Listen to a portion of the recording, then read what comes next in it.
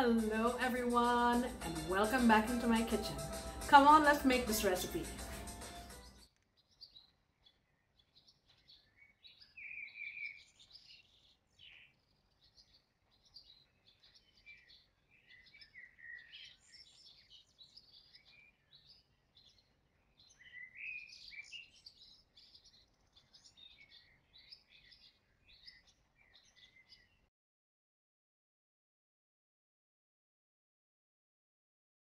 Okay guys, so this month's collaboration we're doing a sort of fusion theme. So we'll each be making a dish that crosses some kind of border. So my dish is going to be Mexican lasagna, and you'll see, you know, it's very reminiscent. The layers and everything is reminiscent of the way a lasagna is. Now, before I move on, please remember that this is a collaboration. Down in my description box, there's going to be a list of all of the channels that are participating and their dishes. So please don't hesitate to go down and check them out. Not right now while you're watching my video, but afterwards. Okay? Alright, let me show you what ingredients I'll be using today. Here I have 1 can of refried beans, a 14-ounce can, and 1/4 cup of sour cream. And what I'm going to do is just season this just lightly. I'm going to put a little bit of cumin, maybe about 1/4 teaspoon, a little bit of garlic powder. I'm going to say about 1/2 teaspoon, and just a little salt. I'm using this all-purpose seasoning, about 1/2 teaspoon. So we're going to get this combined. Let me show you the other ingredients. In this bowl here, I have a little more than 1 cup of each of these cheeses. Monterey Jack with jalapeno peppers and mild cheddar. Mozzarella, that's a part of my Italian for this. Sharp cheddar and this Mexican blend. Now, if you wanted to, you could also use ricotta cheese in this recipe, but I feel like we have so many other things going on here, I didn't want to do that. Here we got, my friend Lucia got us this rotisserie chicken from Costco. It was big and fat and juicy, and my friend Savvy took the skin off and made it into little shreds. And here I have about 4 stalks of thyme. I'm going to pull the leaves off when we just saute this a little bit. I have 1 can of petite diced tomatoes with green chilies, and I think I'm going to use 1/2 of this tomato sauce. I'll see as I go. We also have some chopped cilantro. This is about 1/3 cup, or maybe about 1/2.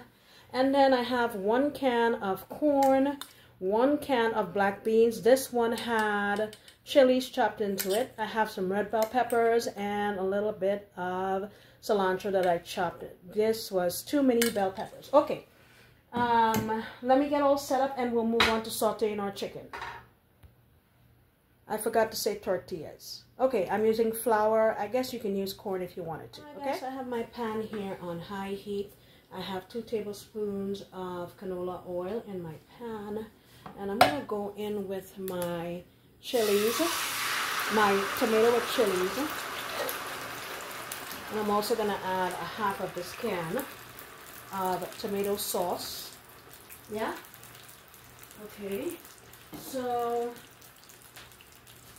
I am going to just season this some. A little bit of my cumin or cumino.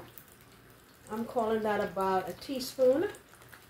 Now remember guys, you can tailor this thing to the way your family likes it. It's no big deal. You don't have to do it exactly the way I do it. Season it the way your family will like it. I'm using some dehydrated onion. You can use fresh onion if you wanted to. I'm calling that about 2 tablespoons. You know how I measure. Some garlic powder. Calling that about 2 teaspoons. And I'm going to put a little bit of this because I think the chicken would be okay with it. That's about 1.5 teaspoons. And this is not mandatory, but I'm going to use it because it'll give a really nice color to my sauce here. I'm saying about 1 teaspoon. And this is powdered achiote. It's a natural food colorant. You've seen me use that before. So let's get this all combined. I'm also going to put in some Mexican oregano. This is about a good teaspoon. You want to rub it between your fingers and get it in here. And I'm also going to use some thyme. Now I have these sprigs here. You want to pull backwards on it, and that will take the leaves off of the stems, like so. So I'm going to saute this here for about 2 minutes. Then we're going to introduce our chicken to the party, okay? Alright guys, so it's been a couple minutes, and I went ahead and added in about 1/3 of a cup of water because it had dried down a little bit. So in I'm going now with my chicken.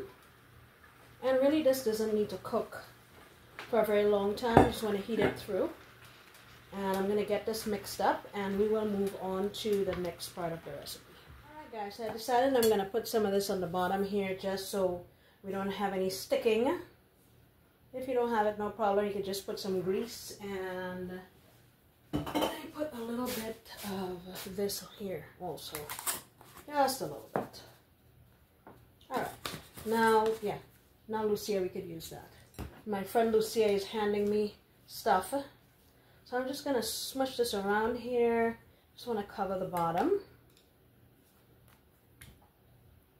Overlap them if you need to.